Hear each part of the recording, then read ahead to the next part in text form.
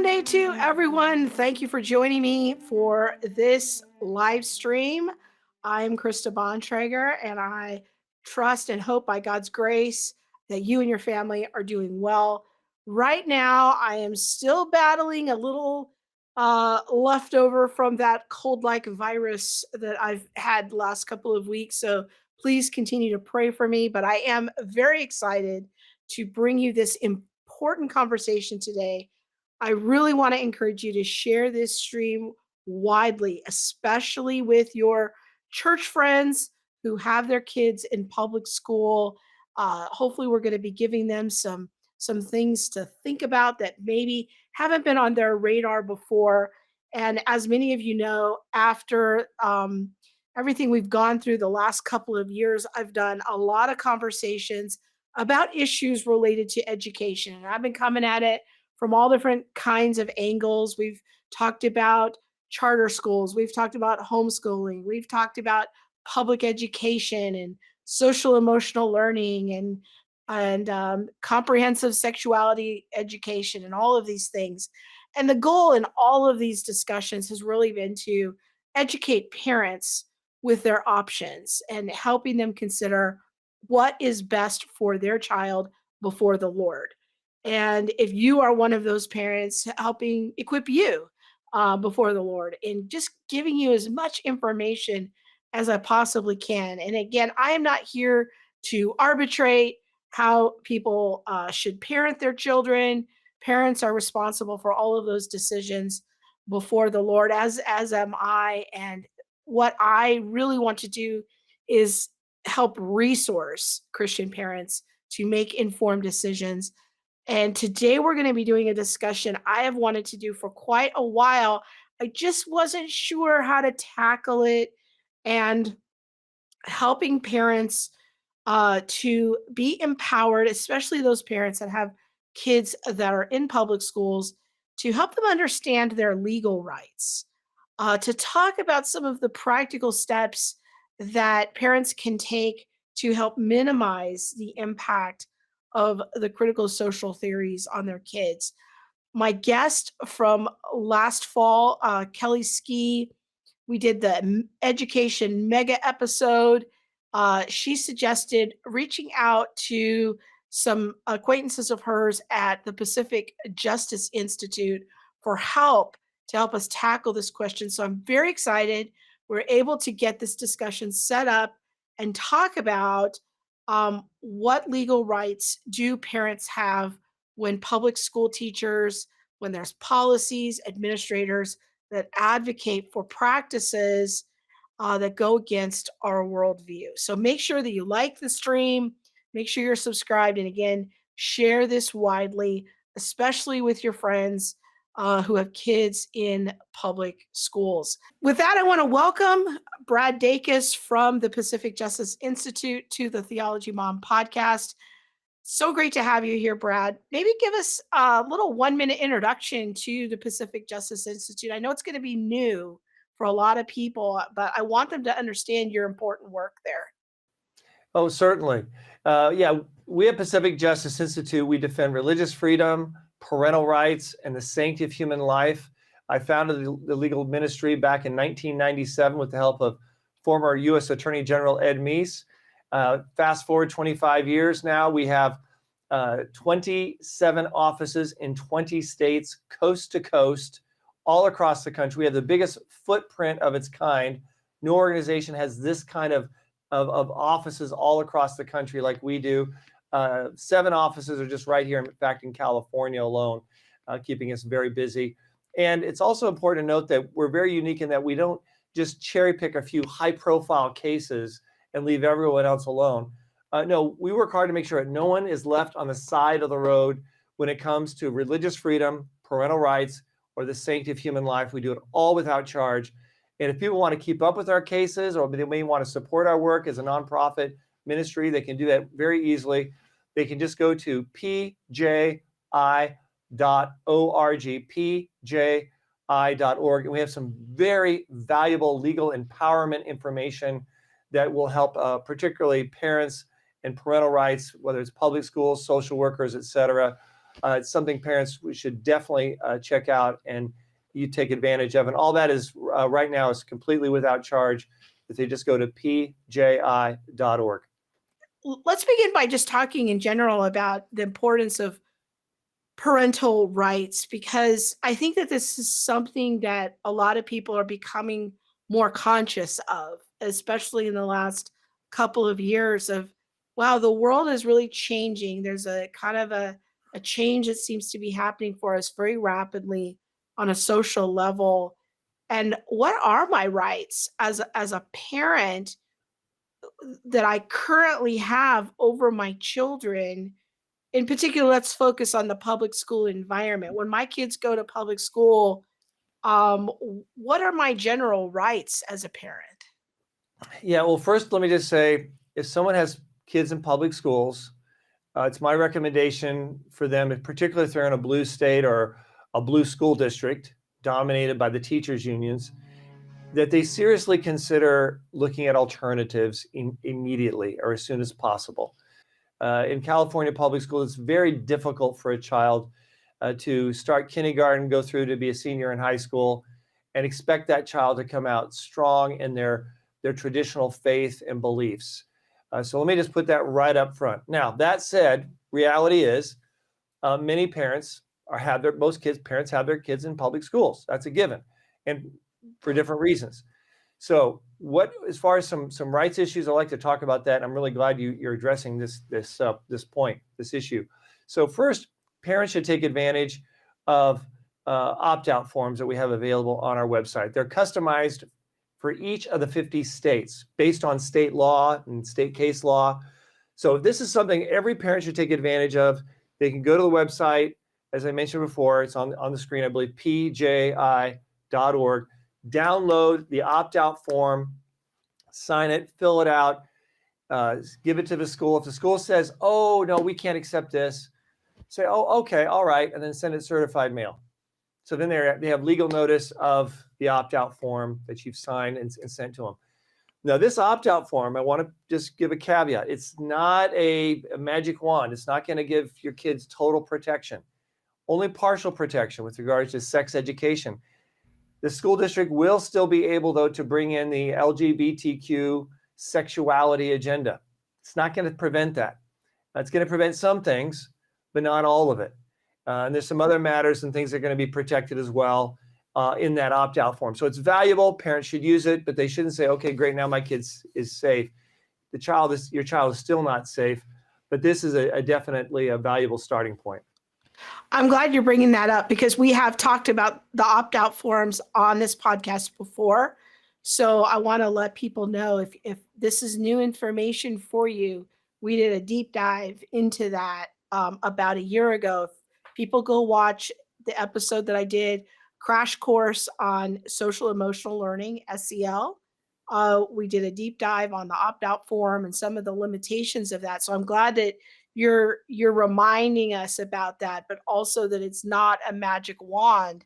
And we should probably talk about why it's not, because what they're opting out of is what's called the comprehensive sexuality education, from what I understand. Right. But that might be a contained unit, but what's happening is that teachers are more and more embedding the LGBT ideology into their everyday classroom life.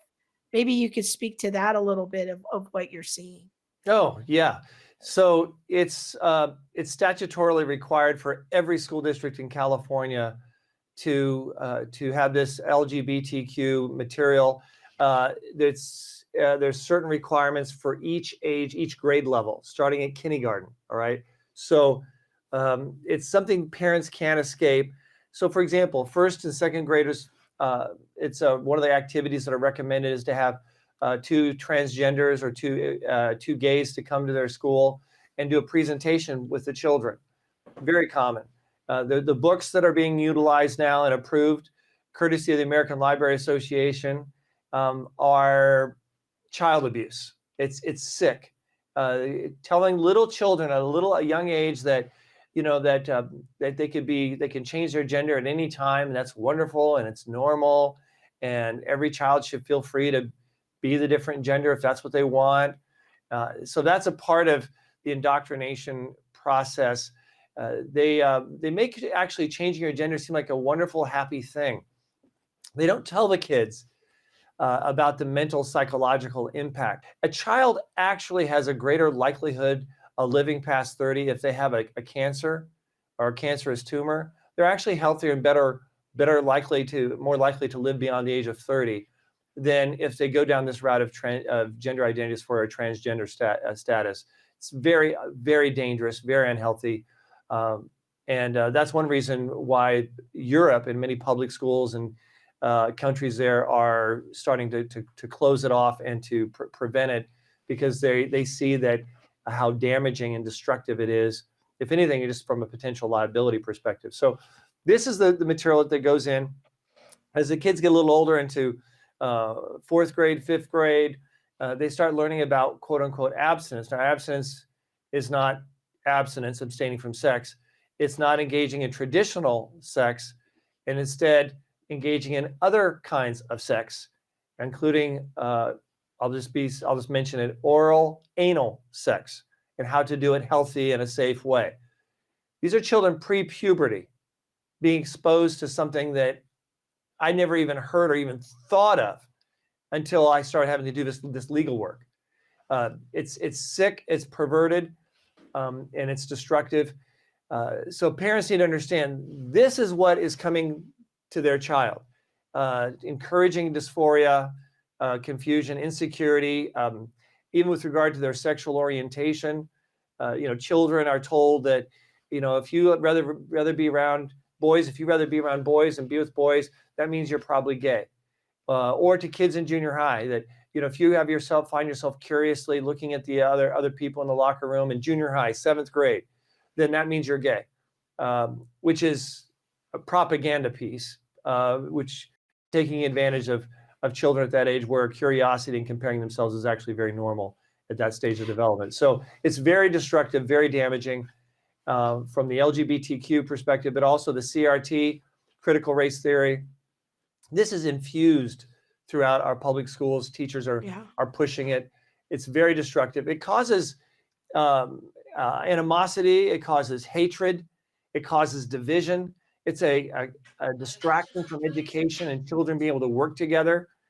So it tells African American children that they're oppressed by the white people, the evil white people that have done this and oppressed them. And then it tells the white kids that they should feel guilty and have guilt. And of course, this is very dangerous, particularly for facilitating another factor of depression and potential teenage suicide on both fronts. So that's something that we also see being pushed by public schools, which makes public schools all the more dangerous.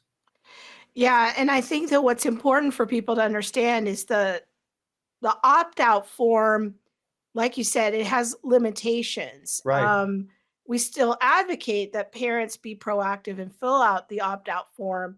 But what parents need to understand is that there's an entire culture that is in many classrooms. And I want to encourage parents, if you're skeptical that these things are real, go look up an account called the Libs of TikTok on Twitter.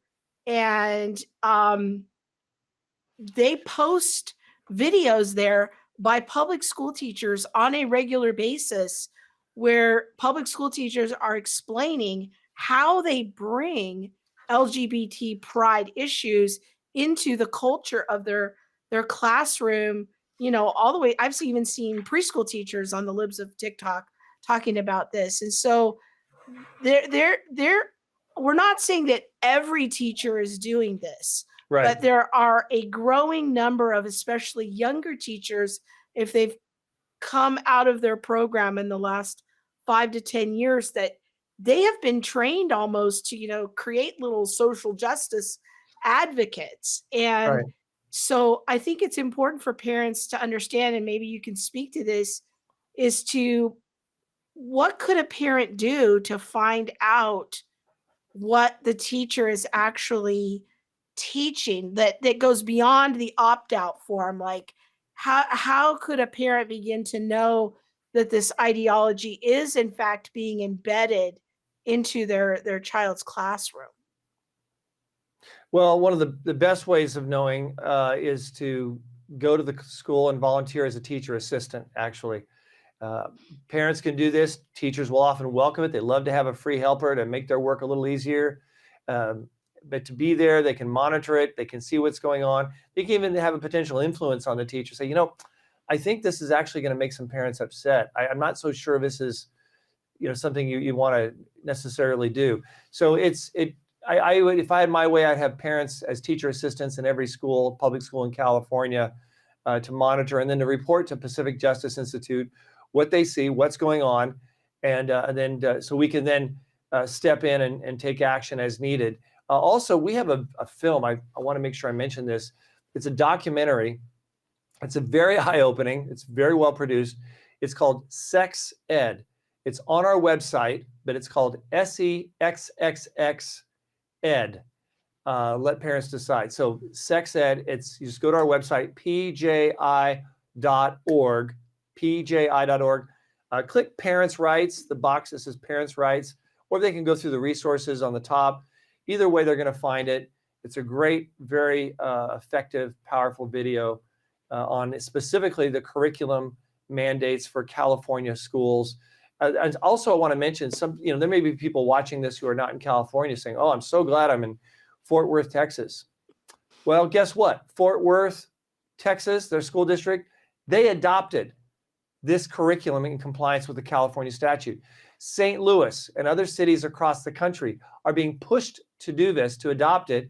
And the objective from the radical LGBTQ movement is, well, we get Fort Worth to do it. We get some of these other Texas cities and other places that are dominated by teachers unions and radical leftist teachers unions, which they are. And then we can justify this anywhere. We can say, well, Fort Worth is doing it. It can't be that bad. It's So that's what's going on. So everyone in the nation should watch this and should be aware this is what's coming to a public school. If the school board, especially if the school board is made up of people who are endorsed by the teachers union, then you can bank on the fact that this material is or will be coming to that school district in the not too distant future. But I like your strategy there of parents being proactive and not just wringing their hands like, hey, go volunteer in your kid's classroom, because that if you're able to do that, that might even be an intervention for other kids in your community that you can begin to sound the alarm about. Right. And having that proactive stance. Yeah. I'm wondering if you have any thoughts about data collection, because I'm seeing this more and more. We did an entire episode where I showed on screen one parent was able to get a survey that was given to her child in a Right. public school in the Northwest. And it was in a high school context. And so we went through the survey on this show, showing parents, that this kind of data collection is happening. And I'm wondering if you have any thoughts about that. In Yes. that case, the parent then went to the school and met with the principal. Why wasn't I alerted that this data collection was going to be happening? So maybe you can speak to what parents' rights are about data collection. Why are schools all of a sudden giving surveys to our kids? Yeah, well, they want to glean information, partly to decipher children who are in unhealthy family environments. It's a witch hunt to weed out families that have a dangerous, quote unquote, Christian families with a closed-minded Christian or biblical worldview or Orthodox Jewish worldview, so that they can rescue these children and take them out of those families, these harmful, hate-filled, dangerous kind of families. That's their world view, their viewpoint. That's a part of it, actually, and social workers and CPS work along with that very closely.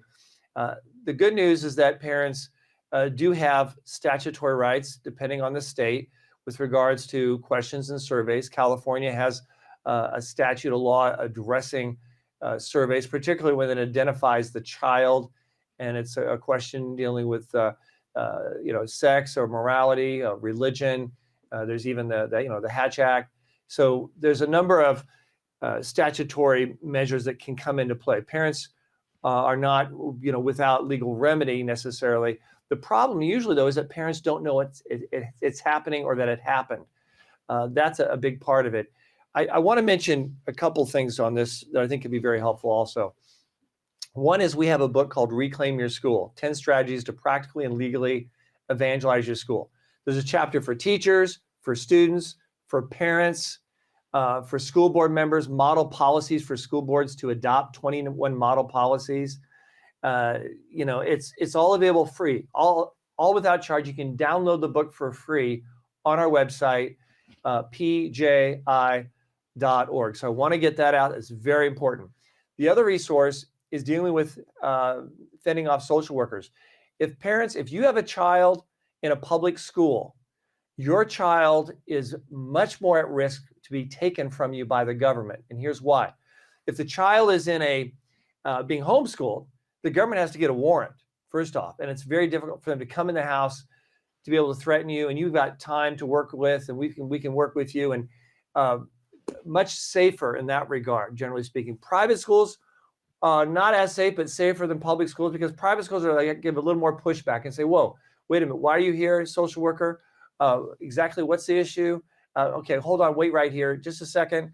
And they can call the parents, they can bring the parents in and help to prevent some false information or the child being questioned without someone else being there, for example. So but public schools, it's very problematic. Public school teachers talking to a child says, I feel like a girl says, I feel like I'm a boy. Oh, really? Do your parents, do they know about this? No, my parents would kill me if they knew. Oh, really? Well, they bring in the school counselor. School counselor comes in, calls the social worker. Boom, they take the child. The parents say, what happened? What happened to my child, my daughter? She's in a very safe place. So what we have for parents, particularly for parents who have kids, or for all parents, but those in public schools, it's an article we wrote called 12 Steps to Protect Your Children from CPS or Social Workers. It's called different things in different states. 12 Steps to Protect Your Children from CPS. Download this. Folks, if you have children or grandchildren out there, go to the website, download it. It's free. It's without charge. There's no, Amway presentation at the end. I mean, there's no hook here. There's no angle. It's just, we want to serve. We want to protect as many children as we can from being taken by social workers, and who work very tightly with the public schools and the school counselors. It's 12 Steps to Protect Your Children from CPS, and they can download it, keep clicking on our website, pji.org. Now, I know that in my friend's case, she was able to get a hold of the survey and be able to look at it, but it was not easy. And the only reason Right. she even knew that it happened was because her 10th grader told her, oh, we had to take this weird survey at our school today. And she didn't know anything about it. And so then she started getting on the internet and she started researching. And I don't know if this is a federal thing or a state thing, but there was actually a statute that she had a right to see this survey, and she had a Right. right to be notified about the survey within a certain number of hours or days prior to the survey being given to her child. And none of those things were Right. executed. And then when she confronted the principal about it very nicely, but had a meeting with the principal, he didn't seem aware of these laws, that she was like, you actually can't be doing this. And so I think you're right. Like sometimes parents aren't even aware that the data collection has happened. Do you recommend to parents to actually tell their children, kind of like how back when I was a kid, my mom says, say no to drugs. Like, should parents be telling their kids, say no to surveys, say no Yeah. to data collection? Yeah, they should. And of course, the problem is based on the age of the child, and that if the child is real young, may not understand it. They may not understand the question. They're given the survey by the teacher that they trust, that they respect. They're in second grade, and they're supposed to answer these questions. So that's a problem, because many children will be very quickly overcome and pushed to do it, and they may not want to stand out. Then you've also got adolescents. These are kids at the adolescent level who may think, hey, I'm a big person. I'm not afraid of surveys. I can see anything. I can watch anything. My parents are just overly protective. That's the average adolescent. They don't understand. They're still developing in their thoughts and their thinking patterns, their brain patterns, etc. Their frontal cortex is not developed. They don't understand the consequences that could be involved, them, i.e., being pulled from their family. So I think parents need to be very, careful and to talk to their kids, not be too dogmatic, but yet let the kid know it's just a balancing. Let the kid know how serious it is, because some of the questions, when they ask questions from kids about their families, about what their family believes, about their, anything to do with their family, their parents, or their beliefs, sometimes the government will use that as a pretext to take children from families, particularly if they think they're from a Christian family. Sometimes that happens. Have you seen that? Or because I'm imagining that some listeners are going to think that sounds like a scare tactic. Like that's not really happening. Yeah, and I can see why they think that, because there are actually organizations and entities that do hype, and they say things to get people all hyped up for this reason or for that reason, and to get them to do this or get them to do that. We're very careful as attorneys. We're very careful to be very, straight and narrow with what we say and what we advise. So let me give a specific example of a specific case. There's so many I could give. This is a girl. She was 16 years old, and her teacher was talking to the children, and I don't know if there was a written survey or just conversation to fish things out from the kids. But one of the children, a teenager, she said, actually, I really feel like I'm more of a boy than a girl. She goes, oh, really? Interesting. And then she arranges for the school counselor to pull the kid out, talk to the child. She goes, you're like a girl? Yeah, I don't know. I just feel like I am. But, she goes, oh, okay, just say it. So calls a social worker.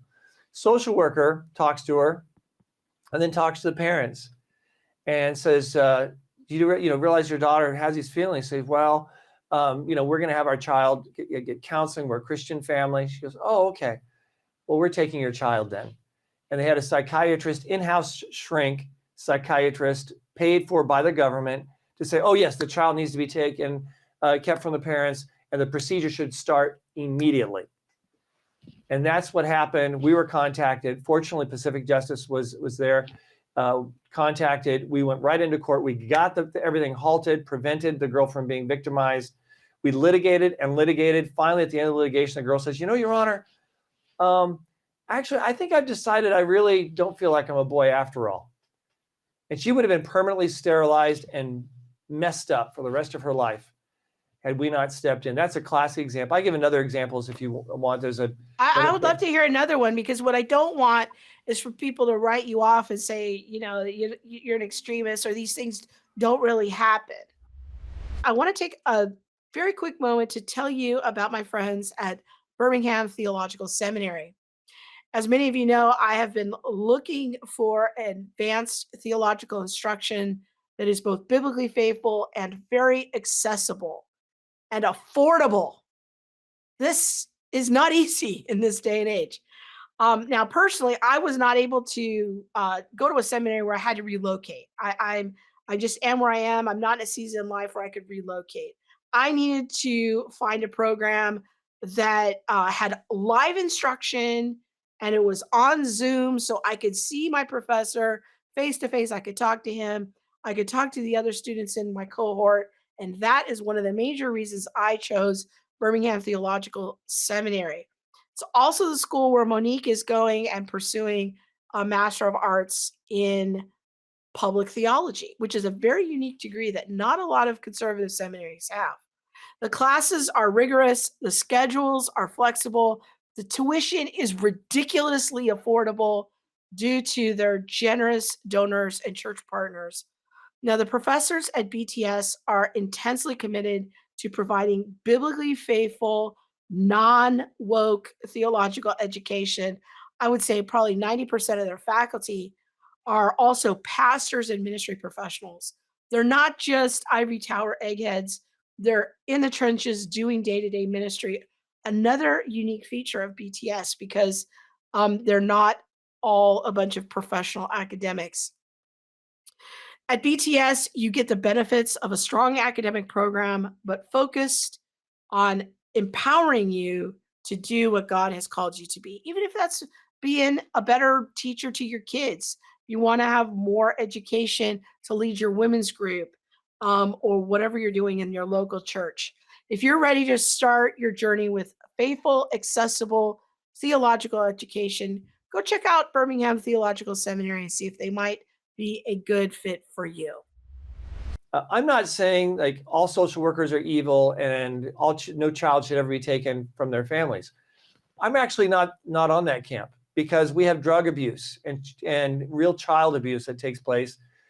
But according to Department of Health and Human Services, the majority of cases, that's not the case. The majority of cases, according to DHHS study, says that children would actually be better off if they were kept at home, not taken, even if they were in a moderately, quote unquote, abusive family. So we're just being very pragmatic here about reality of what's actually happening. So in fact, most of the children that are brought in to gay foster parents, I mean, they come in by being taken from families. Most gay couples, that's how they get their kids, is through social workers. And the social workers are overall, not all, but overall, very akin to the LGBTQ movement. It's very normal, and which is explained partly by the fact that kids who are abused sexually, like girls who are sexually abused by men, are more likely to have issues dealing with sexual orientations and sexuality.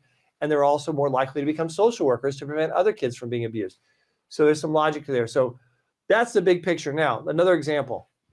There was a pastor and his wife, and they were contacted by a social worker who's going to come to their home on Wednesday to ask them questions about their daughter. The daughter was 13. The daughter had decided that she wanted to be a boy, that she felt like she was a boy. And fortunately, someone from their church gets our information, told the pastor, you should really call Pacific Justice first. He did, and I talked to him and his wife, and I said, okay, so what are you going to tell a social worker when you get there? They said, well, we're going to, explain to her that we're a Christian family and that we believe, in the Bible is the Word of God, and that we're going to give our daughter counseling from the Word of God and from a Christian counselor. I said, okay, you're going to lose your daughter tomorrow if you say that. It's that simple. You're going to lose your daughter because that's going to validate their fear, if you will. Here's what you need to say. You need to say that you're first very grateful to the social worker for the work that they do to help protect children like your daughter that are different and are needing sensitivity and tolerance by other people, and that there needs to be a greater understanding for people like your daughter, and how you're unconditional in your love for your daughter. Of course, the last thing is true. But he said, well, we disagree with everything but the last thing. All the other stuff he said, that really is not what we believe. I said, I know. But unless you lie tomorrow, you're going to lose your daughter. And a lot of people, especially from the Christians, they think, well, gosh, we're not supposed to lie. Well, when Pharaoh's army knocked on Moses' mom's door and said, do you have any babies? She didn't say, oh, gosh, yeah, I wish you weren't going to ask that question. Yeah, you'll find a little basket 3 reeds to the right, a little cove. Go ahead and kill it. No, she didn't lie. Did Corrie ten Boom lie when the Nazis knocked on her door and says, oh, yeah, they're upstairs in the hiding place? No, because it was a greater harm and evil from those who were blind and didn't know what they were doing necessarily. So we train and give emergency counsel to parents in these situations, and they're often involving children in public schools. There's more examples I could give as well. No, But that's super helpful. Yeah. yeah, and Kind of help to. they definitely, I'm sorry to interrupt you, but they definitely need to download that article. It's not a book. It's very succinct, 12 steps, boom, boom, very easy to follow. And then it has our phone number, and they can contact me directly on my cell phone as needed. And the reason I say that is people are sort of surprised that I would do that. It's my personal cell phone, or, right here. It's but the reason is because there's a very short window oftentimes. And once the children are taken, generally speaking, we can't help them at that point. Generally speaking, it's then they get a public defender, and they have lost all control with the ability to be able to protect their kids. The good news is if they contact us before the child is taken, the odds are better than 99% that their child will not be taken because of the steps that we provide, pretty much as a checkmate against the other side, assuming that there's not any bona fide abuse or neglect taking place. Right. And again, what these data collection efforts or these surveys that can sound innocuous, it can a child can or a teenager could mark on there, like some of the questions were very vague. Like, do you feel kind of different than all your peers? Like, that's a very vague question. Anybody who's been through puberty knows like it's a rough road. There's some rough moments in puberty. And to have a survey that says, do you feel different? Or do you ever feel like, your parents' religious beliefs are difficult for you? Or do you feel like you could talk about it? Like some of these questions are Right. very vague. But Right. then some in some cases, again, we're not here to villainize all public school teachers, but some are looking for these kinds of answers and then can start a process with that child, start a conversation, and the parents don't even know who all is getting involved. And that's what people need to be aware of. Yeah, right. Also, so the surveys are very real, and whether it's on writing or whether it's relational, it's very Yeah. dangerous. We at Pacific Justice Institute, on the written side, there was something called the class test. It was the state standardized exams given to kids in California. We went into court. We got 4 Superior Court judges to grant injunctions defending the right of parents to opt their children out because it was so psychological in nature. It clearly violated the law of California, particularly at the time. So that is real, and we've moved on it, and we've done it, and we're happy to help people in that situation. It's interesting. So we've had to defend teachers. Like you mentioned, there's some good teachers out there. We're right now defending teachers in multiple states, including California, that have lost their jobs because their refusal to use pronouns that affirm a child's gender identity confusion or dysphoria. I mean, what teacher with a good conscience and a clear mind would ever want to facilitate a dysphoria that, if the studies show, if the child just simply is left alone, more than 7 out of 10 by the time they reach high school will no longer have that dysphoria. Yeah. But the government wants to encourage it and encourage teachers to do it.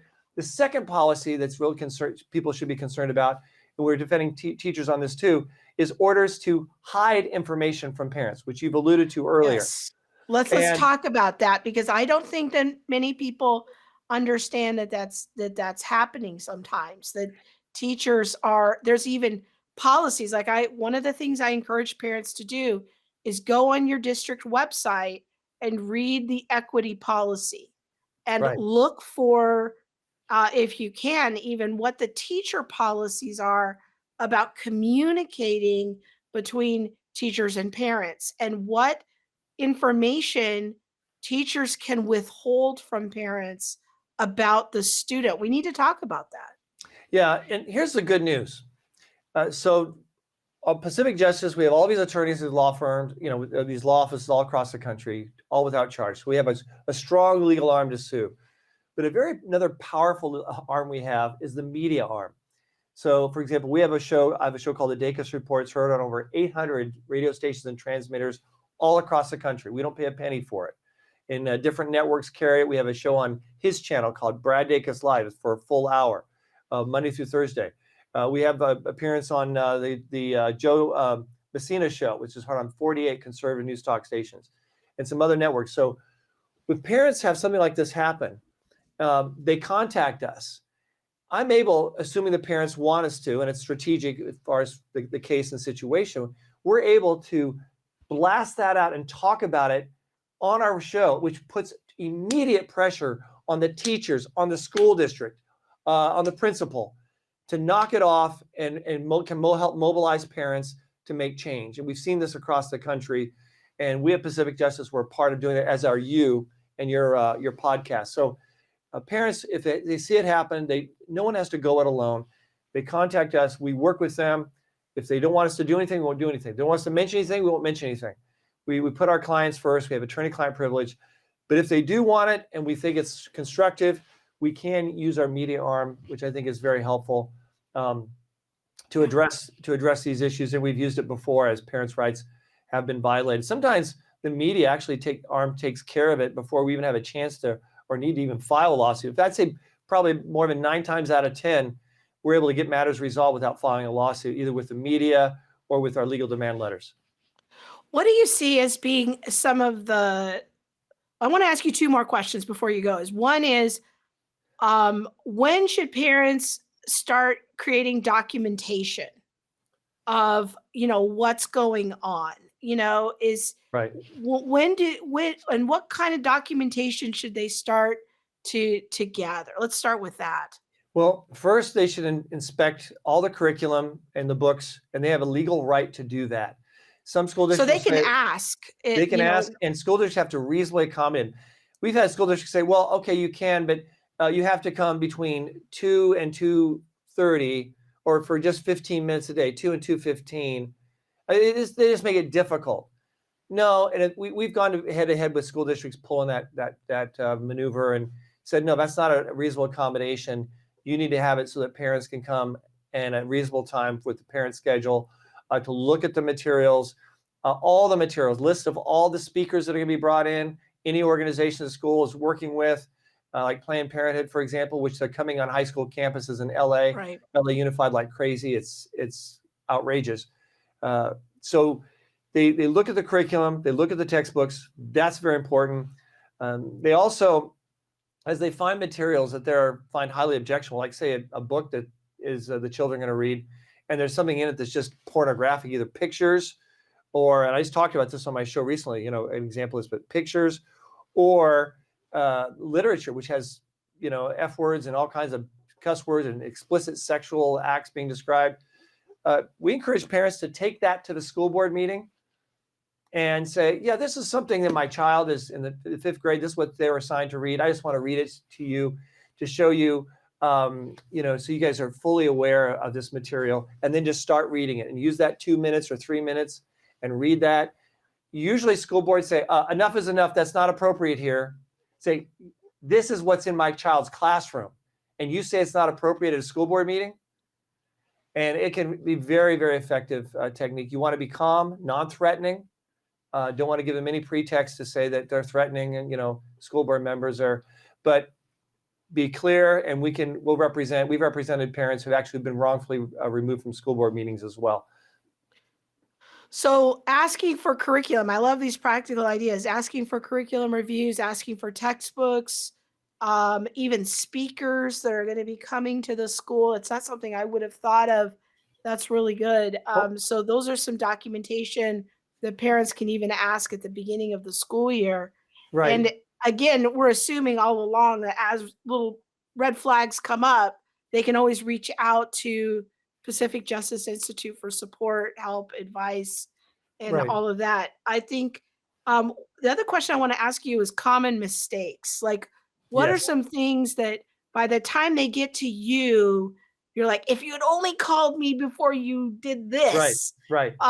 what are a couple of common mistakes that you Yeah. see?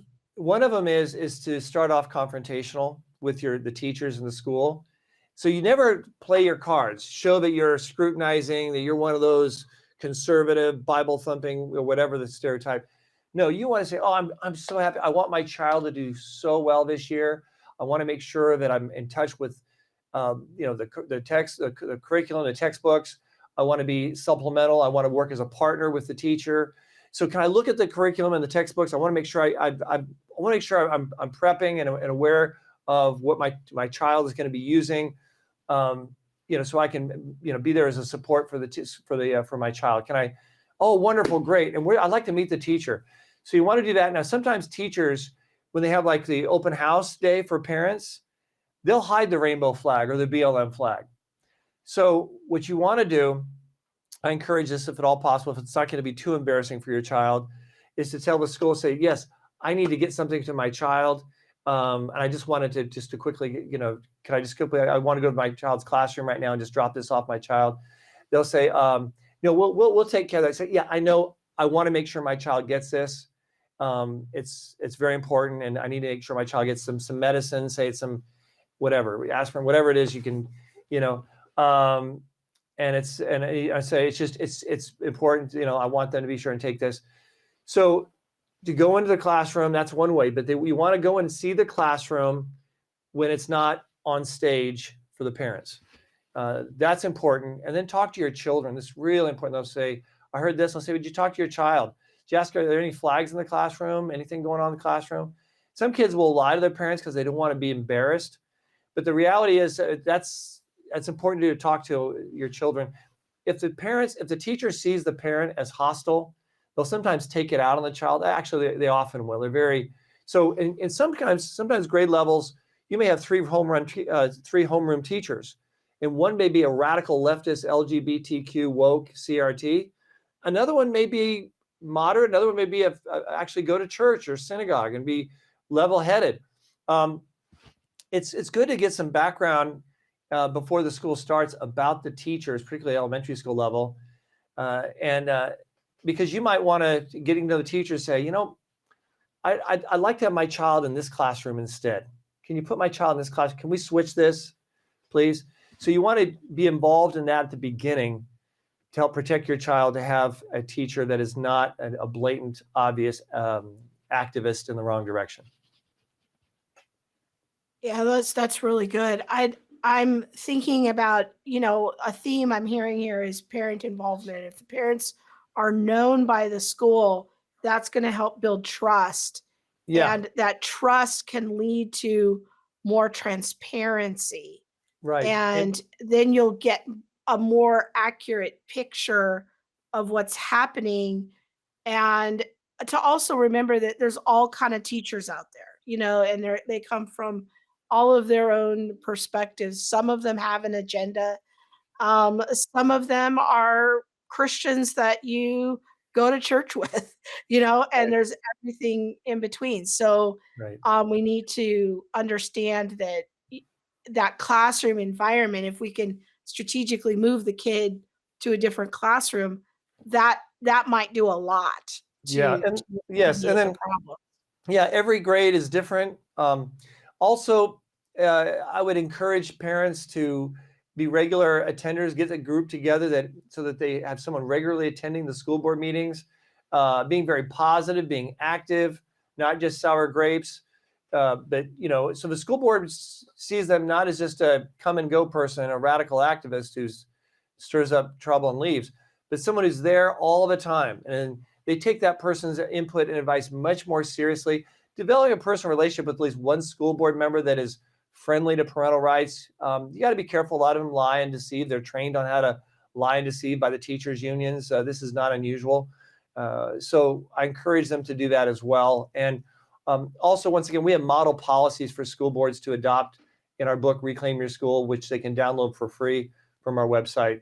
So there's a lot they can do. And finally, I just want to say, if parents, they can't afford a private school, they can't homeschool on their own, there is something called church homeschool co-ops that we at Pacific Justice have been encouraging and facilitating. If they would like their church to maybe start something like that with a group of parents working together, we can help send them in the right direction and provide assistance for something like that. We're really excited about those. They're popping up all Yeah, over the that country. we've been advocating for those too. So I think Good. that that's wonderful that you're helping out with that. Now my friend, when she went and met with the principal about the data collection situation, one of the things that she did afterwards, and I advised her to do this, was create kind of a summary of the meeting. Here's what we discussed. It was on this date. Here's where we did it, and these are the things we agreed upon. These were the next steps that the principal was going to do. And then send that out to whoever was in the meeting. And so that, that there's a kind of some documentation. What was difficult, and she had was in her situation, was trying to get the principal to follow up on the things that he agreed he would do, was, that to making sure that teachers understood that they had to alert parents about, these before they do data collection and different things. So sometimes that accountability piece can be hard. So I think parents have to be realistic about what kind of changes they might be able to implement on their own. They might have to get outside help to for Right. the accountability. Right. And that's what we're here for, to serve them all without charge. We have over 120 cases in active litigation as we speak right now. Wow. Over 120. And it's growing. So we're here. We've been around. We have our keen expertise in this area. So we're here to serve anyone out there needing assistance. They should not hesitate to contact us. Very good. So if Christians want to have a seat at the table in a pluralistic public school situation, going in there with guns blazing as an activist is probably not the way to do it, but we're gonna have to be smart about it. So Yeah, and ver- those who want to run for, and those who may want to run for school board, we've actually helped facilitate, work with about 45 people who to run for school board. We have a whole office called the Church Engagement Office. So if people are interested in that, we can help move them into resources and input and direction in that regard as well. But one of the best okay. places to start politics is on the school board, and probably one of the most powerful, influential areas of government right now that exists. Excellent. Well, thank you, Brad from Pacific Justice Institute. I want to make sure that everyone goes to check out their great work and get all of those resources. Thank you, Brad, for doing this. I really appreciate having your voice. Once again, I hope you get connected with Brad and the good work that his team is doing at the Pacific Justice Institute. I want to close out this podcast by telling you a little story. This whole journey started of researching all of these things about public school and what's happening there because of my friend and the survey that I mentioned earlier in this podcast, and then I went over in the previous podcast called Crash Course on Social Emotional Learning. Um, she was just an average concerned parent.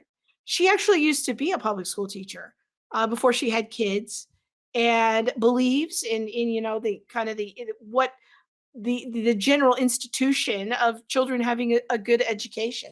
She lives in a blue state. She's an average parent. She and her husband have, several kids and different educational needs, and these things just started popping up with the youngest. She hadn't really had to deal with so much of these issues with when her older kids were in school, and she was the one who originally reached out to me and alerted me to some of these things that were happening. And so I started researching and doing a deeper dive, because I thought, what, there's probably a lot of people out there like my friend.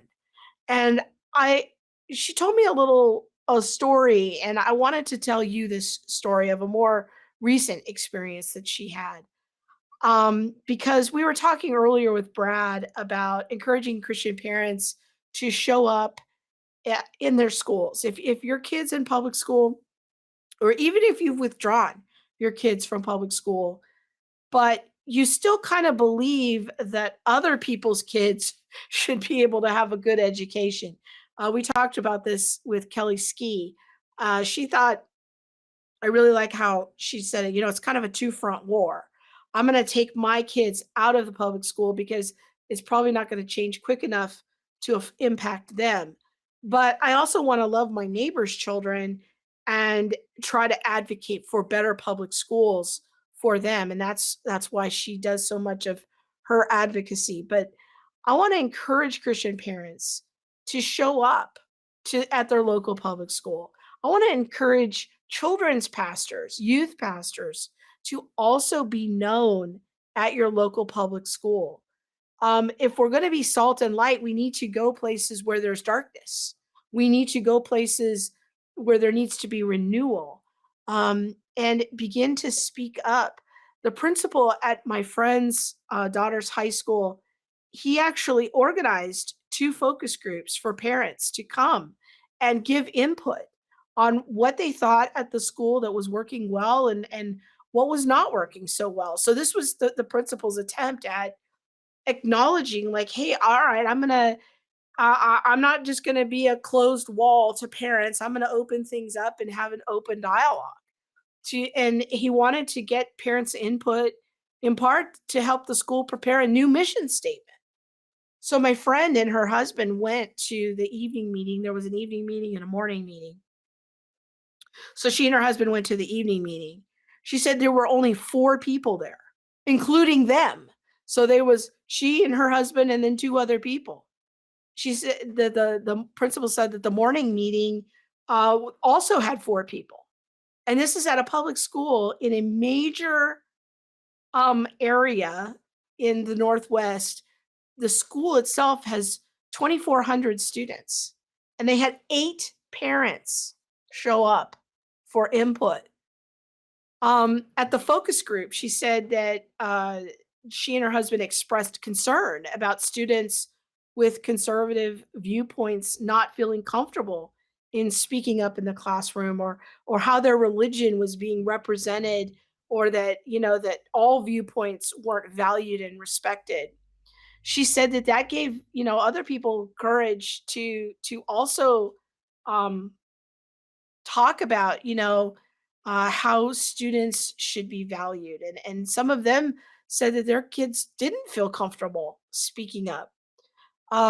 They talked about how students should be learning and evaluating the strengths and the weaknesses and the evidences and the assumptions behind different positions more, and being presented with different positions instead of only one position being presented. Um, One of the other moms whose child is conservative spoke about how he does not feel comfortable as a white heterosexual male. But just think of the impact that there could have been if 20 or 50 parents had come to respectfully share their thoughts. She said to me in the message she sent me about this story, she said, I was just so disappointed that there wasn't one other Christian there besides my husband and I.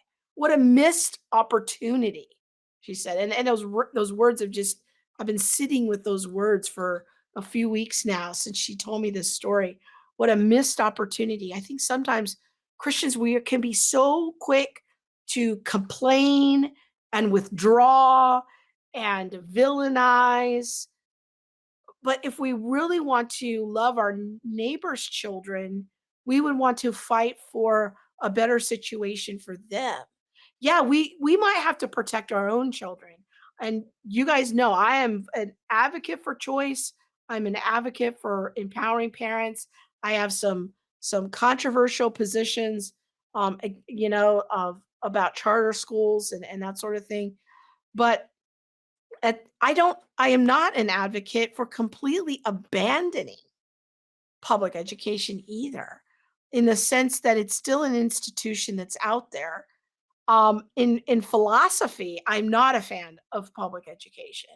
But until the Department of Education is disbanded, which is my ultimate hope and prayer, um, as long as we have children that are being educated through the public school system, we have to understand we're raising tomorrow's leaders and citizens, and we want those children to have a better chance of having a good education and not just all this social justice indoctrination. That if we want to have a voice in that, we've got to show up. We can't simply just get on social media and complain and withdraw. Now, again, you can withdraw your own kids, but I do think that Christians have some level of obligation to fight for those kids who are still there. And some Christian parents, for whatever reason, still need to use or want to use the public school system. So I hope that what you've gotten from this is some practical help, some thoughts about being more involved, documenting and getting other resources harnessed like the Pacific Justice Institute so that you can be equipped to speak into those spaces, but also to be a good advocate and protection for your own kids. And with that, I hope that you have a blessed week, and we will see you again next week. Good night and God bless.